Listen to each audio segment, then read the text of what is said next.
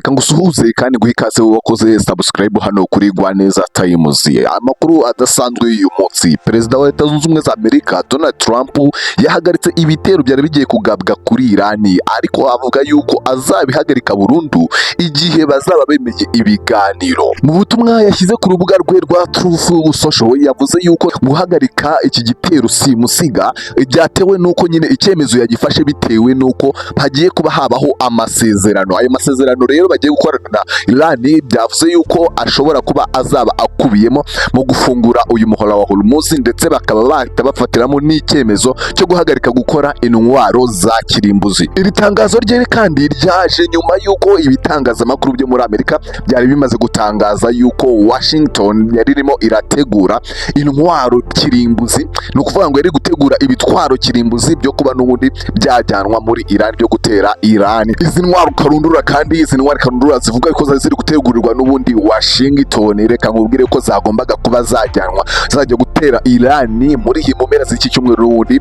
tuvuyemo muri iki cyumweru dusoje. Mbere yaho kandi Irani ikaba yari yaramaze kuba yatangaza yuko Washington yongeye kuba yahagurutsa ubushotoranyi, cyangwa se Amerika n'ubundi yongeye kuba yatera cyangwa yatangiza ubushotoranyi kuri Irani. Ivuga yuko kandi igihugu icyo ari cyo cyose kizaba kiri kuri urwo ruhande, cyangwa se kizaba kizeye nacyo gufasha Amerika muri ubwo bushotoranyi, cyangwa se kuba bakongera bagasukaho ibitero, kizasukwaho umuriro hatitawe ku kintu icyo ari cyo cyose. Mu butumwa bwa Trump kandi yari yavuze yuko bagiye kuba batera Irani, cyangwa se bagiye kuba basuka igitero kuri Irani, kuko bari bafite ngo ibikoresho bihagije by'intwaro cyangwa se by'intambara bihagije ibyo byose, ndetse banafite imbaraga ziteye ubwoba, banafite tactique ndetse n'ubundi bushobozi butigeze kuba bwakoreshwa no mu ntambara y'isi, ndetse bagiye gukoresha imbaraga zitigeze kuba zagaragara no mu ntambara ya kabiri y'isi. Gusa Trump yavuze ko yahagaritse ibitero nyuma yo kubisabwa na Irani ndetse n'ibindi bihugu byo mu burasirazuba bwo hagati.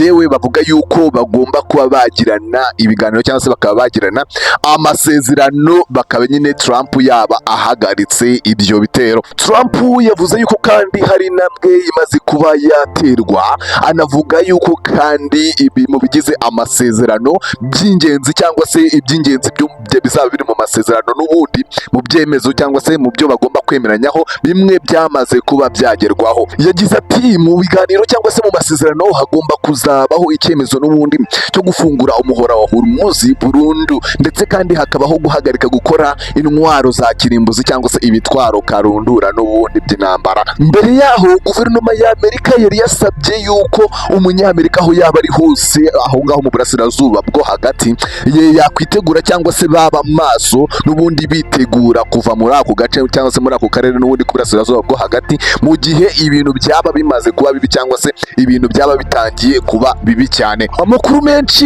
yari yatanzwe n'ibinyamakuru byo muri Amerika yari yavuze yuko n'ubundi Amerika ndetse na Israeli byendaga kugaba igitero cy'ingufu cyo mu kirere kandi bakakigaba kuri Irani, ndetse icyo gitero kikaba kigomba kugenda kikibanda ku bikorwa remezo bikomeye cyane hara n'ubundi muri Irani. Iyi ntambara rero iri hagati ya Amerika, Israel ndetse na Irani, reka nkubwire yuko imaze igihe kitari gito, dore yuko yatangiye ku itariki 28 Gashyantare 2026, imaze guhitana abantu benshi cyane. Mu bantu imaze guhitana, reka nkubwire yuko harimo n'umuyobozi w'ikirenga wa Irani ndetse n'abandi bayobozi barenga ibihumbi. Reka nkubwire yuko rero imaze kuba n'ubundi yahitana abasirikare 18 b'Amerika. Reka nkubwire yuko imaze kuba yahitana n'abandi bantu benshi batajya bashyirwa mu majwi cyangwa se ngo babe batangazwa, ariko reka nkubwire yuko iyi ntambara ikomeje kwangiza ibintu bitari bikeya byinshi cyane.